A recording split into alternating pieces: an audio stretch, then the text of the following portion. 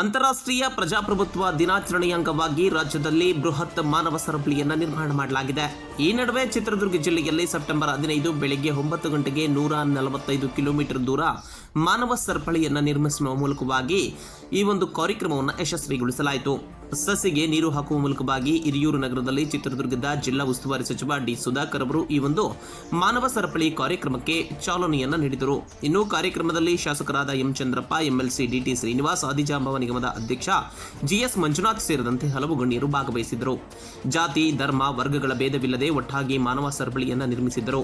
ಇನ್ನು ಮೊಳಕಾಲ್ಮೂರು ತಾಲೂಕಿನ ಗಡಿ ಭಾಗದಿಂದ ಚಳ್ಳಕೆರೆ ಮೂಲಕ ಹಿರಿಯೂರು ಗಡಿಯವರೆಗೂ ಕೂಡ ಈ ಒಂದು ಮಾನವ ಸರಪಳಿಯನ್ನು ನಿರ್ಮಾಣ ಮಾಡಲಾಗಿತ್ತು.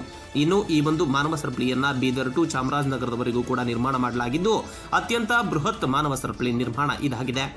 ಇನ್ನು ನಮ್ಮ ಜಿಲ್ಲೆಯಲ್ಲೂ ಕೂಡ 6 ತಾಲೂಕಿನ ಸರ್ಕಾರಿ ನೌಕರರು, ವಿದ್ಯಾರ್ಥಿಗಳು ಸೇರಿ ಜನಪ್ರತಿನಿಧಿಗಳು ಹಾಗೂ ವಿವಿಧ ಸಂಘ ಸಂಸ್ಥೆಗಳ ಪ್ರತಿನಿಧಿಗಳು, ಪದಾಧಿಕಾರಿಗಳು ಕೂಡ ಈ ಒಂದು ಮಾನವ ಸರಪಳಿ ಕಾರ್ಯಕ್ರಮದಲ್ಲಿ ಭಾಗವಹಿಸಿ ಯಶಸ್ವಿಗೊಳಿಸಿದರು.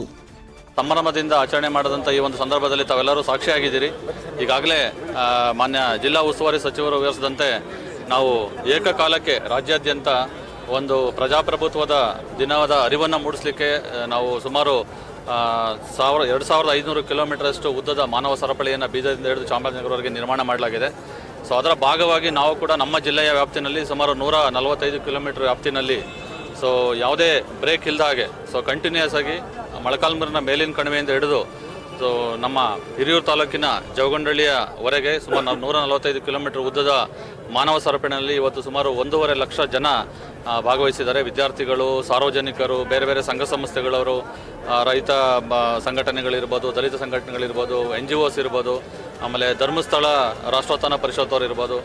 ಈ ರೀತಿ ಎಲ್ಲ ನಾಗರಿಕರು ಕೂಡ ಪಾರ್ಟಿಸಿಪೇಟ್ ಮಾಡಿದ್ದಾರೆ. ಬೆಳಗ್ಗೆ 6 ಗಂಟೆಯಿಂದನೇ ಭಾಳ ಸಂಭ್ರಮದಿಂದ ಎಲ್ಲರೂ ಕೂಡ ನಮ್ಮ ಮನವಿಗೆ ಮತ್ತು ಕರೆಗೆ ಹೋಗೊಟ್ಟು ಎಲ್ಲರೂ ಕೂಡ ನಮ್ಮ ಜೊತೆ ಬಂದು ಇವತ್ತು ಕೈ ಜೋಡಿಸಿ ಮಾನವ ಸರಪಳಿಯನ್ನು ಯಶಸ್ವಿಯಾಗಿ ನಮ್ಮ ಜಿಲ್ಲೆಯಲ್ಲಿ ಸುಮಾರು 145 ಕಿಲೋಮೀಟರ್ ಉದ್ದದಷ್ಟು ನಿರ್ಮಾಣ ಮಾಡೋ ಮುಖಾಂತರ ಈ ನಿಟ್ಟಿನಲ್ಲಿ ಎಲ್ಲ ಸಾರ್ವಜನಿಕರಿಗೆ ನಾವು ಅರಿವನ್ನು ಮೂಡಿಸೋ ಕೆಲಸವನ್ನು ಇವತ್ತು ಮಾಡಿದ್ದೀವಿ.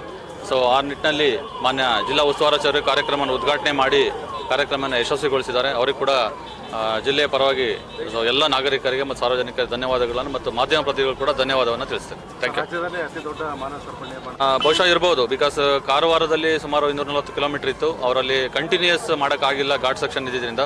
ಬಹುಶಃ ನಮ್ಮ ಜಿಲ್ಲೆಯಲ್ಲಿ ನಾವು ಯಾವುದೇ ಬ್ರೇಕ್ ಇಲ್ಲದೆ ಈವನ್ ಮೊಳಕಾಲ್ಮೂರಿನ ರಾಂಪುರದಿಂದ ಹಿಡಿದು ಮೇಲಿನ ಕಣಿವೆವರೆಗೆ ನಾವು ಅರಣ್ಯ ಪ್ರದೇಶ ಇದ್ದರೆ ಕೂಡ 13 ಕಿಲೋಮೀಟ್ರು ಅಲ್ಲಿ ಕೂಡ ನಾವು ವಿತೌಟ್ ಬ್ರೇಕ್ ನಾವು ಕಂಟಿನ್ಯೂಯಸ್ ಚೈನನ್ನು ಕ್ರಿಯೇಟ್ ಮಾಡಿದ್ದೀವಿ. ಬಹುಶಃ ನಮ್ಮದು ಅತಿ ಉದ್ದದ ಮಾನವ ಸರಪಳಿ ಇರಬಹುದು. Thank you.